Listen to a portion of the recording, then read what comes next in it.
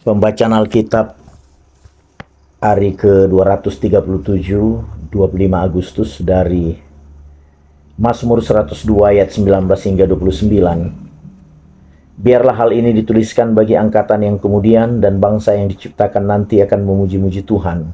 Sebab ia telah memandang dari ketinggiannya yang kudus, Tuhan memandang dari sorga ke bumi, untuk mendengar keluhan orang tahanan, untuk membebaskan orang-orang yang ditentukan mati dibunuh, supaya nama Tuhan diceritakan di Sion, dan dia dipuji-puji di Yerusalem. Apabila berkumpul bersama-sama bangsa-bangsa dan kerajaan-kerajaan untuk beribadah kepada Tuhan, ia telah mematahkan kekuatanku di jalan dan memperpendek umurku. Aku berkata, ya Allahku, janganlah mengambil aku pada pertengahan umurku. Tahun-tahunmu tetap turun-temurun. Dahulu sudah kau letakkan dasar bumi, dan langit adalah buatan tanganmu. Semuanya itu akan binasa, tetapi engkau tetap ada. Dan semuanya itu akan menjadi usang seperti pakaian. Seperti jubah engkau akan mengubah mereka, dan mereka berubah, tetapi engkau tetap sama. Dan tahun-tahunmu tidak berkesudahan. Anak hamba-hambamu akan diam dengan tentram, dan anak cucu mereka akan tetap ada di hadapanmu. 1 Korintus 16 ayat 5 hingga 24. Aku akan datang kepadamu sesudah aku melintasi Makedonia, sebab aku akan melintasi Makedonia, dan di Korintus mungkin aku akan tinggal beberapa lamanya dengan kamu, atau mungkin aku akan tinggal selama musim dingin, sehingga kamu dapat menolong aku untuk melanjutkan perjalananku. Sebab sekarang aku tidak mau melihat kamu hanya sepintas lalu saja. Aku harap dapat tinggal agak lama dengan kamu jika diperkenankan Tuhan. Tetapi aku akan tinggal di Efesus sampai hari raya Pentakosta. Sebab di sini banyak kesempatan bagiku untuk mengerjakan pekerjaan yang besar dan penting, sekalipun ada banyak penentang. Jika Timotius datang kepadamu, usahakanlah supaya ia berada di tengah-tengah kamu tanpa takut. Sebab ia mengerjakan pekerjaan Tuhan sama seperti aku. Jadi janganlah ada orang yang menganggapnya rendah. Tetapi tolonglah dia supaya ia melanjutkan perjalanannya dengan selamat, agar ia datang kembali kepadaku, sebab aku di sini menunggu kedatangannya bersama-sama dengan saudara-saudaraku yang lain. Tentang saudara Apolos, telah berulang-ulang aku mendesaknya untuk bersama-sama dengan saudara-saudara lain mengunjungi kamu, tetapi ia sama sekali tidak mau datang sekarang. Kalau ada kesempatan baik nanti ia akan datang. Berjaga-jagalah, berdirilah dengan teguh dalam iman, bersikaplah sebagai laki-laki dan tetap kuat. Lakukanlah segala pekerjaanmu dalam kasih. Ada suatu permintaan lagi kepadamu, saudara-saudara. Kamu tahu bahwa Stefanus dan keluarganya adalah orang-orang yang pertama-tama bertobat di Akhaya, dan bahwa mereka telah mengabdikan diri kepada pelayanan orang-orang kudus. Karena itu taatilah orang-orang yang demikian, dan setiap orang yang turut bekerja dan berjerih payah. Aku bergembira atas kedatangan Stefanus, Fortunatus dan Akhaikus, karena mereka melengkapi apa yang masih kurang padamu. Karena mereka menyegarkan rohku dan roh kamu. Hargailah orang-orang yang demikian. Salam kepadamu dari jemaat-jemaat Asia di kecil. Aquila, Priscilla dan jemaat rumah mereka menyampaikan berlimpah-limpah salam kepadamu. Salam kepadamu dari saudara-saudara semuanya. Sampaikanlah salam seorang kepada yang lain dengan cium kudus. Dengan tanganku sendiri aku menulis ini, salam dari Paulus. Siapa yang tidak mengasihi Tuhan, terkutuklah ia. Maranatha. Karena kasih karunia Tuhan Yesus menyertai kamu. Kasihku menyertai kamu sekalian dalam Kristus Yesus. 2 Tawarikh 24 hingga 25 ayat 28. Yoas berumur 7 tahun pada waktu ia menjadi raja, dan 40 tahun lamanya ia memerintah di Yerusalem. Nama ibunya ialah Zibia dari Berseba. Yoas melakukan apa yang benar di mata Tuhan selama hidup Imam Yoyada. Yoyada mengambil 2 orang istri bagi dia. Dari mereka ia mendapat anak laki-laki dan anak perempuan. Kemudian Yoas bermaksud untuk membaharui rumah Tuhan. Ia mengumpulkan para imam dan orang Lewi dan berkata kepada mereka, pergilah kamu ke kota-kota Yehuda dan kumpulkanlah uang dari seluruh orang Israel untuk memperbaiki rumah Allahmu. Setiap tahun lakukanlah hal itu dengan segera, tetapi orang Lewi itu tidak melakukannya dengan segera. Lalu raja memanggil imam kepala Yoyada dan bertanya kepadanya, mengapa engkau tidak menuntut kepada orang-orang Lewi untuk membawa dari Yehuda dan dari Yerusalem pajak yang dikenakan ke Musa, hamba Allah itu, kepada jemaah Israel untuk kemah tempat hukum Allah, sebab anak-anak Atalia perempuan fasik itu telah membongkar rumah Allah, bahkan memakai barang-barang kudus rumah Tuhan untuk para Baal. Sesudah itu raja memerintahkan supaya dibuat sebuah peti dan ditempatkan di depan pintu gerbang rumah Tuhan, lalu menyuruh mengumumkan di Yehuda dan di Yerusalem bahwa orang harus membawa bagi Tuhan pajak yang dikenakan Musa hamba Allah itu kepada orang Israel di padang gurun. Maka bersukacitalah semua pemimpin dan seluruh rakyat. Mereka datang membawa pajaknya dan memasukkannya ke dalam peti itu sampai penuh. Setiap kali peti itu dibawa masuk untuk diperiksa oleh orang-orang Lewi atas nama raja, dan apabila mereka melihat bahwa sudah banyak uang di dalamnya, maka datanglah panitera raja dan kuasa usaha imam kepala mengeluarkan isi peti itu. Kemudian mereka mengangkat peti itu lalu menaruhnya pula di tempatnya. Demikianlah mereka lakukan setiap kali, dan banyaklah uang yang dikumpulkan. Raja dan Yehoyada menyerahkan uang itu kepada mereka yang memanduri pekerjaan pada rumah Tuhan. Mereka ini mengupah tukang-tukang pahat dan tukang-tukang kayu untuk membaharui rumah Tuhan, juga tukang-tukang besi dan tembaga untuk memperbaiki rumah Tuhan. Setelah itu mulailah tukang-tukang itu bekerja. Pekerjaan perbaikan maju di bawah tangan mereka. Mereka membangun kembali rumah Allah menurut keadaannya semula dan mengokohkannya. Setelah mereka selesai, mereka membawa uang yang berkelebihan kepada raja dan Yehoyada. Uang itu dipakai untuk membuat perkakas-perkakas rumah Tuhan, yakni perkakas-perkakas untuk penyelenggaraan kebaktian, perkakas-perkakas untuk korban bakaran, juga cawan-cawan dan perkakas-perkakas emas dan perak. Sepanjang umur Yehoyada, korban bakaran tetap dipersembahkan dalam rumah Tuhan. Yehoyada menjadi tua dan lanjut umur, lalu matilah ia 130 tahun umurnya ketika ia mati. Ia dikuburkan di kota Daud di samping raja-raja, karena perbuatan-perbuatannya yang baik di Israel terhadap Allah dan rumahnya.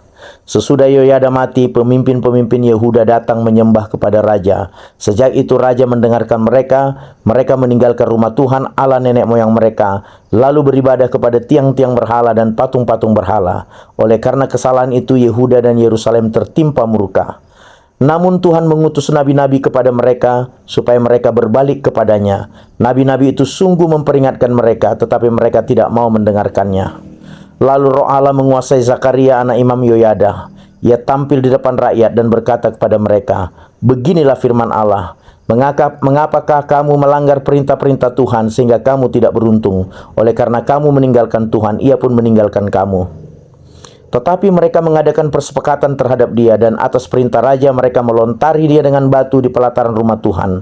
Raja Yoas tidak mengingat kesetiaan yang ditunjukkan Yehoyada, ayah Zakaria itu, terhadap dirinya. Ia membunuh anak Yehoyada itu, yang pada saat kematiannya berseru, "Semoga Tuhan melihatnya dan menuntut balas." Pada pergantian tahun, tentara Aram maju menyerang Yoas dan masuk ke Yehuda dan Yerusalem.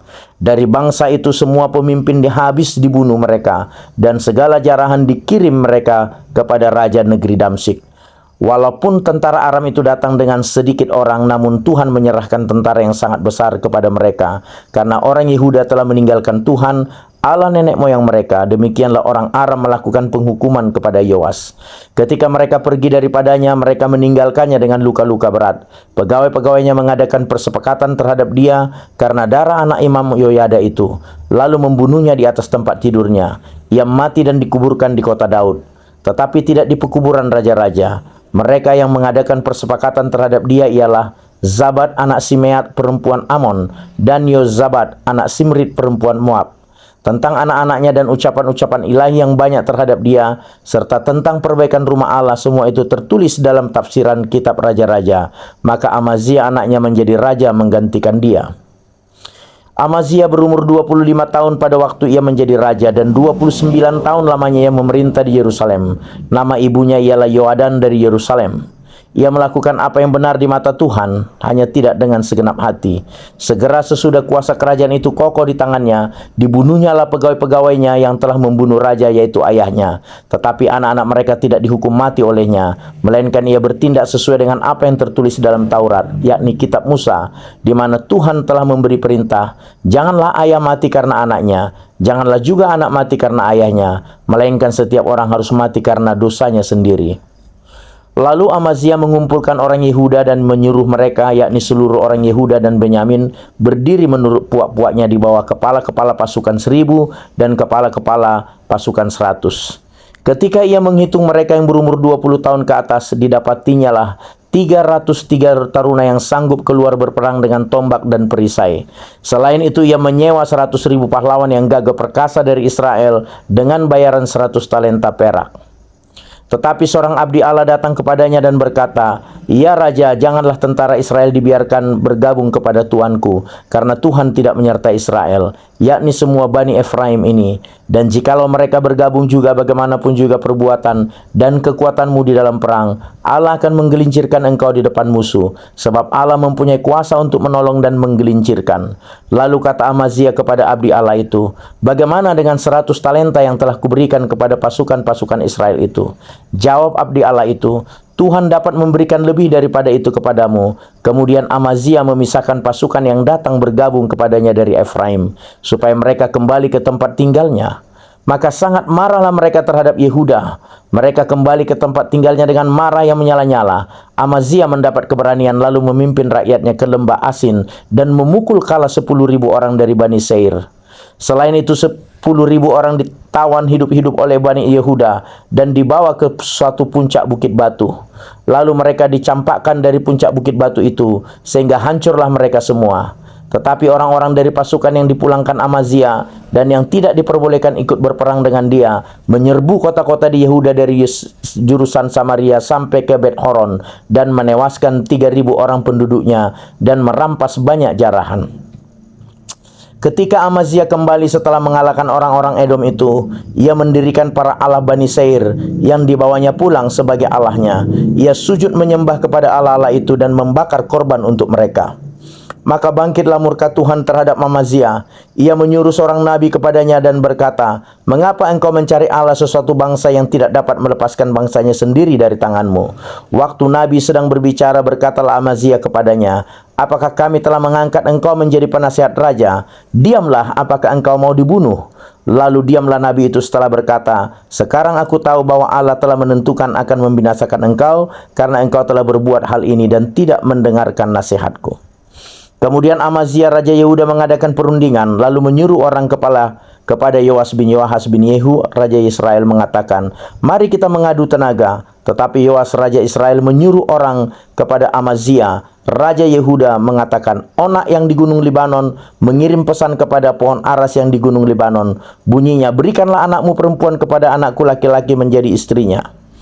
Tetapi binatang-binatang hutan yang ada di Gunung Libanon itu berjalan lewat dari sana, lalu menginjak onak itu. "Pikirmu engkau sudah mengalahkan Edom, sebab itu hatimu mengangkat-angkat dirimu untuk mendapat kehormatan. Sekarang tinggal saja di rumah. Untuk apa engkau menentang malapetaka sehingga engkau jauh dan Yehuda bersama-sama engkau?" Tetapi Amazia tidak mau mendengarkan, sebab hal itu telah ditetapkan Allah yang hendak menyerahkan mereka ke dalam tangan Yoas. Karena mereka telah mencari Allah orang Edom, sebab itu majulah Yoas Raja Israel, lalu mengadu tenagalah mereka, ia dan Amazia Raja Yehuda di Bet Semes yang termasuk wilayah Yehuda.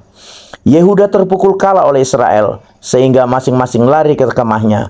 Yoas Raja Israel menangkap Amazia Raja Yehuda, anak Yoas bin Yoahas, di Bet Semes. Lalu Yoas membawa dia ke Yerusalem. Ia membongkar tembok Yerusalem dari pintu gerbang Efraim sampai ke pintu gerbang sudut, 400 hasta panjangnya. Sesudah itu ia mengambil segala emas dan perak dan segala perkakas yang terdapat dalam rumah Allah dan yang berada di bawah pengawasan keluarga Obed Edom, juga perbendaharaan istana raja dan orang-orang yang sandera. Kemudian pulanglah ia ke Samaria. Amazia bin Yoas Raja Yehuda masih hidup 15 tahun lamanya sesudah Yoas bin Yoahas Raja Israel mati. Selebihnya dari riwayat Amazia dari awal sampai akhir, bukankah semuanya itu tertulis dalam kitab Raja-Raja Yehuda dan Israel?